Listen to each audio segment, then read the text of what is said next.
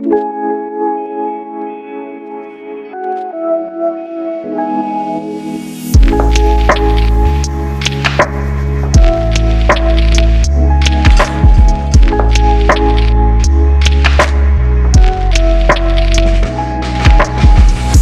up? It's your boy MoonDog38732 from the MoonDog38732 show on YouTube. Hey man, watch the show, like the show, subscribe to the show, share and comment.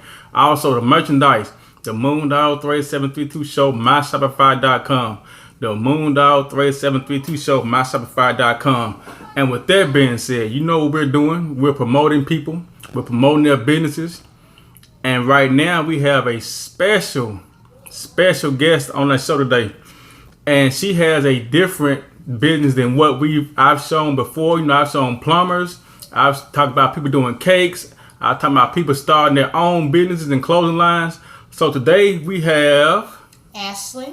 Okay, Ashley. Ashley, who are you? I'm still trying to find out who I am as a person, but I am a mother, a wife, sister. I am African American. I have issues as everyone else does. If you like me to, pinpoint a name and I can, would that be better? Yeah, so, I am a person who struggles with bipolar type 1, 2, and 3, possibly. I have PTSD, ADHD, OCD, a lot of acronyms that I've been given, but, that doesn't define me. Right. Now, as y'all heard what I asked in the question, I asked, who are you? I didn't ask her what a name. Well, a lot of people say, my name is this. Is your name who you are? Mm-mm. No. That's why she gave me a better description. I can say better than the other ones, but she gave me a full description of who she actually is. Next question, Ashley. Mm-hmm. What is your profession? My money-making profession, I do medical billing, coding, insurance, but with my business outside, I like to paint. It's very therapeutic, and I definitely didn't go to school for it, so it's just something I kind of fell into. Okay, cool. What is it about art that has drawn you to it? It's the calmness of it. I've always loved art. Museums, I've been to art museums, music art displays, but abstract art specifically, you can always see something different in whatever it is that you see. So that's why I like abstract art. Pop art, modern art, fine, graffiti art, that's fine. It's all art to me, but specifically abstract art, you form your own meaning, or you see what it is that you see. No one can take that, from you. Cool. It's your own situation, right? Mm-hmm. I need you, for those that don't understand, what is art therapy or abstract therapy? Well, art therapy is, there's different types of therapy depending on what your illness or, acronyms were given to you, depending on what it is. Art is the craft, making something that you create. Art is visual. So do you all hear what she's saying? Once you get your hands into it, your mind into it, all those things begin to focus on one situation, and that situation is the artwork. But at the same time, since it's abstract, and it's also going to be subjective, meaning that your artwork may not look like the other person's artwork. It's your own specific piece of art which defines you as a person. Yes. I'd love to say that. That was well said, actually. Yeah, it was. Cool. All right. Next question, Ashley. Why have you chosen art as a medium to help others? Here's the thing. Initially, it didn't start out like that. I was watching something on the internet, and it was supposed to be like soothing or calming or something like that. And I kept watching it, and it was just a guy pouring paint. The paint was hanging from a string, the paint can, and he was just letting it go on the canvas. And I sat there and watched it in a daze. And I was like, I can do that. And then I started doing it, and it was much more than it. It had me focused. I was in a state of calmness. I love it. If I can get lost in painting for hours. These paintings don't take me 10, 20, 15 minutes. It takes me like an hour, 2, 3 hours to paint them. So as you all were hearing, she was saying that once she saw it, she tried it, and she figured that, hey, if it can help me, I'm quite sure I can pass this gift on, and it can also help others. That's why we got to step out sometime of our comfort zone. We have to try new things sometime. This art therapy, abstract therapy, I think I might have to try it myself one of these days when I have time. Mm-hmm. All right, here we go. Next, why do you think there's a stigma to people getting therapy? Some people think it's even taboo to even speak about therapy. Yeah. Actually, I have friends. Actually, you go to therapy? That's some white folks shit. Or you, what you need a therapist for? You don't pray? Oh, of course I pray. I meditate. I've studied meditation, breathing, different types of therapy. So it wasn't just the art part of it. I want to. Of course I pray, but I needed something else in addition to that. Okay, God is all you need. Yes, you're probably right, but in that moment, art is what I'm using. It's what I needed. It's what I felt like I need to calm down, focus. This manic-y OCD behavior, it's tiring. It's like, even though you want to stop, like, oh, I'm tired, I'm stopped. It's like you can't. It's like I have to, and that's why I learned these things. Had names to them. These things that I was doing, my behavior, how I was acting, they have labels, and yeah. Now, just to clarify, she's not talking about the art therapy and the art situation is tiring. She's talking about the things that she was going through and the behaviors in which she's had. All right. Next question. What advice do you have for people in regards to getting therapy? Seek it as soon as you can. If you feel like if you question yourself or doubt yourself about anything, mentally speaking, not necessarily physically, a counselor, a guidance counselor, someone at the church, a therapist. I actually switched from an all-white psychiatrist and therapist to African American therapist and psychiatrist now, and I think they listen to me. On the other hand, my previous doctors, they would just give me prescriptions. Oh, Xanax, here's your Prozac, here's your Lamictal. Okay, also you need Adderall for this, and I don't want to take medicine. I don't even like taking medicine, but I know that I need medicine for what I have. I need it. Not enough prayer, in my opinion, but it helps. So you all just heard that. You know how they always throwing this thing around, talking about some representation matters and stuff like that. Sometimes when you're in a situation, and if you're in front of somebody that's actually been through a situation with you or can identify with you on multiple levels besides just, hey man, she up here paying for this situation, we're going to help her like that. But you have somebody that actually can identify with you on a more personal level, aka she got a African American because she's also African American, that person can lean towards you. Just like sometimes in the school system, those African American teachers, they can understand what those African American students are going through more than other different groups. So I can definitely see the difference between the two of them. Two sides or whatever. But I back to that question about the stigma. I think that because it's like generational. My great grandparents or grandpa or someone didn't go and they've been drugged through the mud or raped or robbed at gunpoint and no one sought help. I've witnessed a cousin commit suicide in front of my grandma's house. It really wasn't even suicide. What is it? Russian roulette. And I'm like, no one knew or thought to, 11 years old, you see that I remember the glass breaking. I remember the blood everywhere. And I'm like, you just sometimes have to step outside of yourself and then look at yourself, if that makes sense. Get a different perspective of, your life and the things that you're doing. But no one in my family has ever been a therapy. And so when I told them, oh, I have a therapist and a psychiatrist, for what? That's some white folks shit. What you going to a therapy for? All you need is Jesus and pray. But sometimes all that stuff is psychological. Prayer, meditation, mind, all that's dealing with the mind. I go to therapy. I'm happy about it now, but in that moment.